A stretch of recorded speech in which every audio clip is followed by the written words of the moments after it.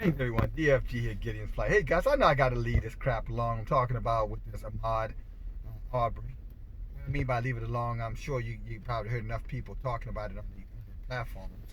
But I hear now that they arrested, the two vicious dogs and put them in jail.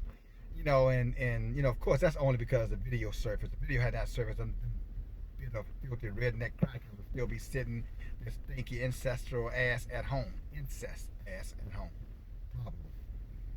But a couple of things that still bothers me about this whole situation. I hear somebody, earlier. Now, first of all, let me make this clear. In a good, healthy conversation, it came up. This person wasn't rationalized or justified. They just came up and saying what the news is saying. First thing they said, well, they were struggling for the gun. Well, here's my question for you.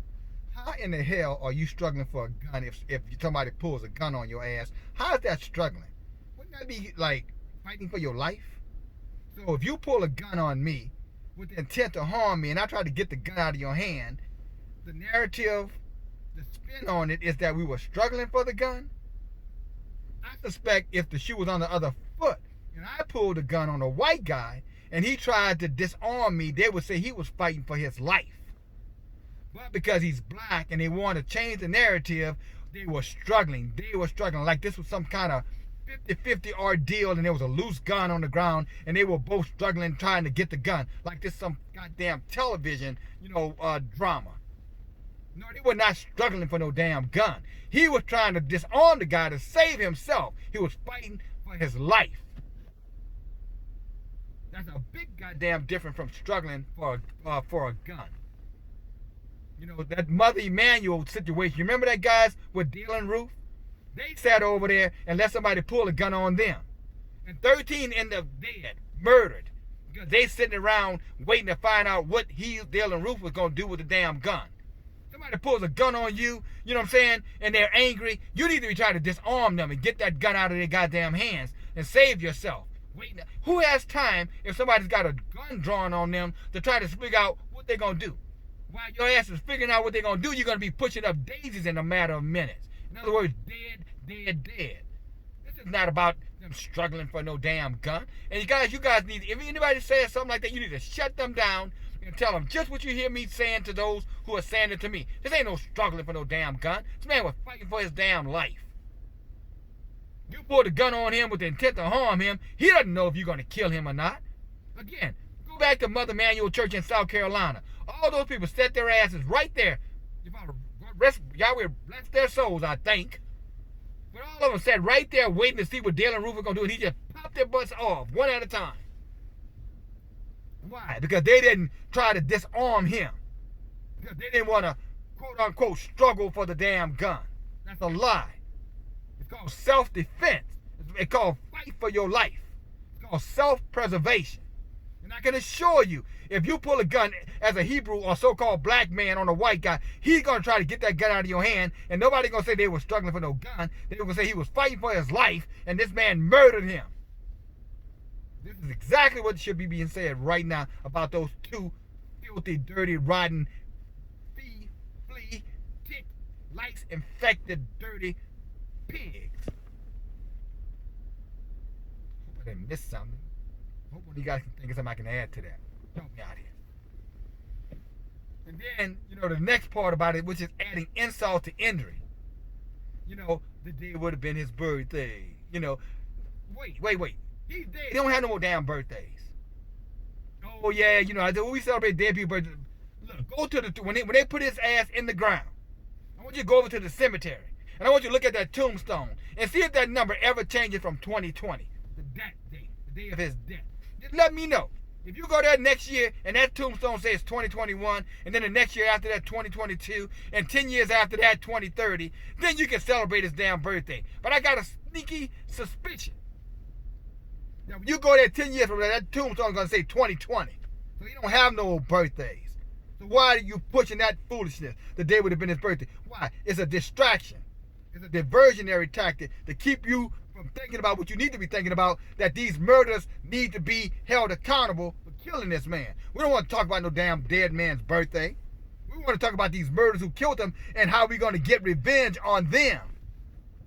And if the system has them in their hands, as I understand, exactly what day of their execution, that's the only day we're concerned about. We don't give a damn about a dead man's birthday. He's dead. He's gone. Hopefully he's going to see the maker. But right now, those devils are among the living, and we need to have justice with those devils. What is the justice you're asking DFG? They need to be murdered, executed, hung, gassed, lethal injection, set afire, set ablaze, slaughtered, however you want to say it. Throw them in the...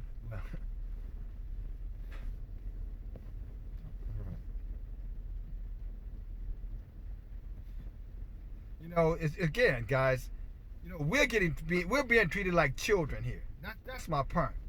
Because only a child you could change the narrative and come up with all these different scenarios, struggling and his birthday, and we're the only people that when a crime is committed against us, these are the things that come out. It wasn't about race, it was about injustice. How is it about injustice?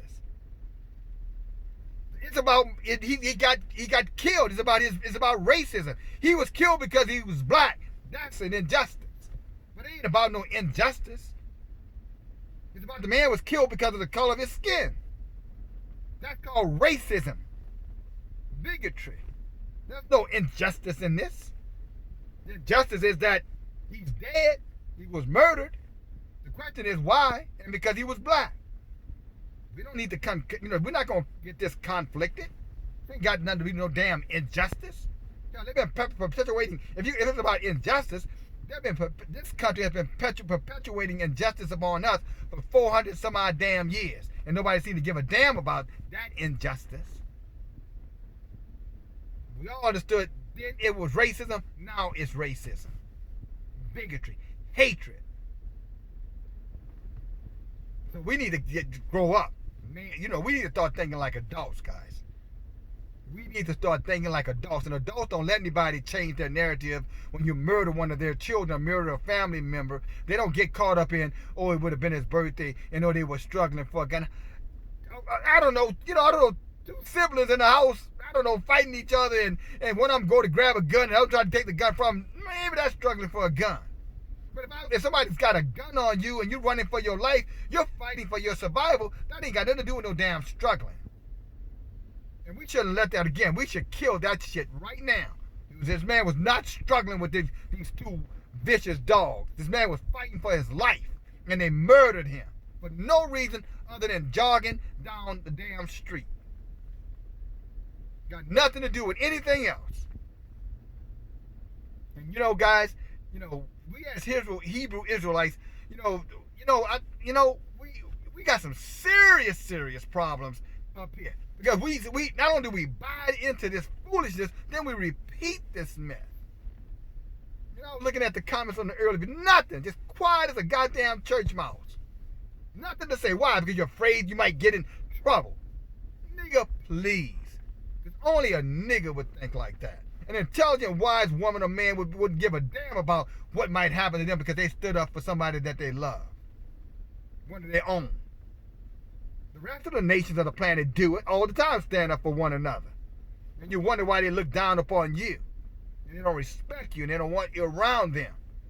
Because they know when it comes down to the nitty gritty, you somehow or another, with all that energy and all that boastness and all that aggression in you, you become a coward.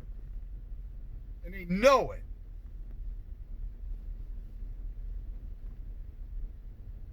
Shame on us for that. Shame on us. You follow me? Y'all said woe to them who call evil good and good evil. You're going to try to put a spin, on it, to try to, again, take the emphasis off these vicious devils and not make it all about a struggle and injustice and his birthday. Are you serious? Are you serious? America should be ashamed of itself. And I'm talking about, and America uses the mainstream media to push these lying propaganda, distractions. To con you into being passive. Con you into going to sleep. To wake up. Tell them I don't want to hear no crap about no struggle. I don't want to hear no crap about no birthday. And I damn sure don't want to hear no crap about no injustice. This is not about no injustice. This is about hatred, wickedness, bitterness, evil. That's what this is about. These white devils running around here, A situation happened to me earlier today. And again, let me say this in the middle before I'm about to say. I don't have anything against all white people. Matter of fact, I have zero against all white people. But I have a lot against, the white people who stand there and turn their head and look the other way when this kind of stuff goes on, or they speak these lies out of their mouth around making this about birthdays and injustice and peace and love and kindness and understanding and compassion, when they practice none of that stuff on, when it comes down to their own kind. None of that stuff. They don't practice no Christianity. No, love your enemies. Since when? What white Christian if somebody murders or slaughters or do something to them or their loved ones or to somebody white, that they will walk away from that? You know what I'm saying? Which one you know?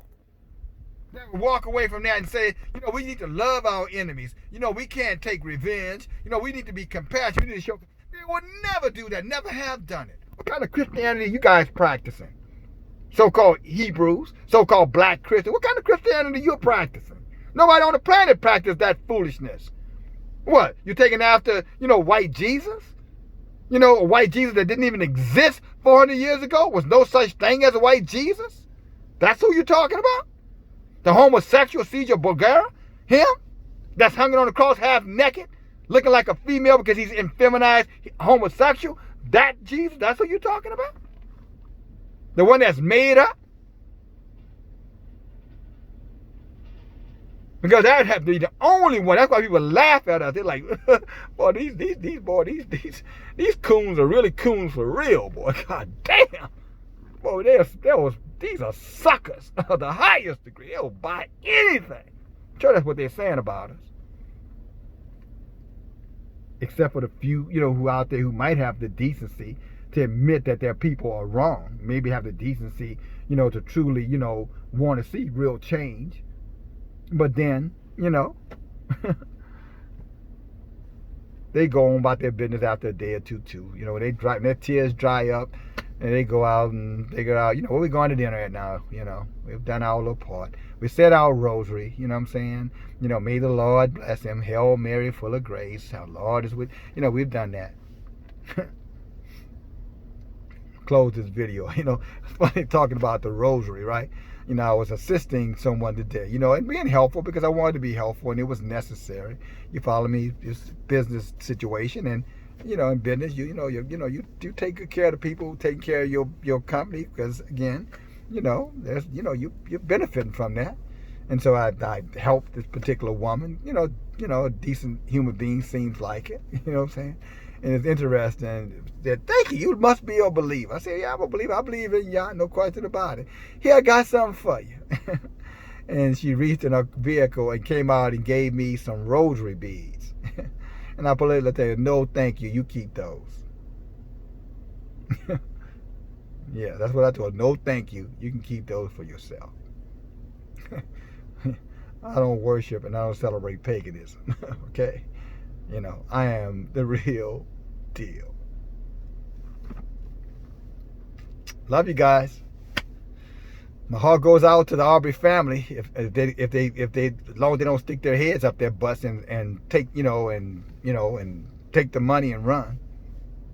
You follow me? So far, the father seems like he's pretty serious about, he wanting, consequences. But, they start waving them dollars in front of him. You never know what might happen. You know what I'm saying? But, if they stand their ground, then obviously, we who in our hearts feel their pain will stand with them. But if they cow down and take the bag, then you know what? Well, it is what it is, and hell with them.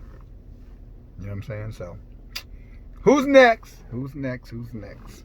Last year was Bolton Jean, and what was our sister name? The one in Fort Worth where they looked in her window and shot her in the window. I can't even think of her name right now. And that's the really sad thing about it. Think about it, a year later. I have to try to wonder what her name is. That's how our people have been presented to us. Just for a moment, a spark, a flash. And then they say, well, you know what, give them jokers some entertainment, give them something to eat, give them a couple of holidays to celebrate, a party or two, they'll forget all about their loved ones. They're like children. But I haven't forgotten her. I haven't forgotten Bolton. And I haven't forgotten Michael Brown. I haven't forgotten, who are some of these other, brothers? Alton Sterling. I haven't forgotten them. Freddie Gray. I haven't forgotten them. I'm always going to carry a part of me, because of me is them and them is us and us is me.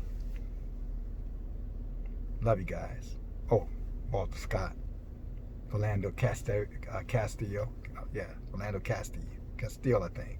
In Minnesota. Y'all know what I'm talking about. Murdered him while his girlfriend and her daughter was sitting in the car. I haven't forgotten him. And we're not going to forget, Ahmaud Arbrey either. Yeah. Bless his soul. Bye now.